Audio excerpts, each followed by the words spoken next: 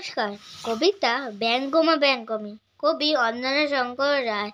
ব্যঙ্গমী শুধালো ব্যঙ্গমাকে, গাছতলে শুয়ে আছে মানুষটাকে, মনে হয় কোনো রাজপুত্র হবে, তেপান্তরের মাঠ বেরোবে কবে।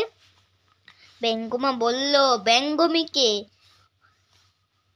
সামনে বিপদ, যদি যায় ওদিকে, দস্যুর দল আছে আসবে তেরে, একটি নিমেষে নেবে প্রাণটি কেড়ে।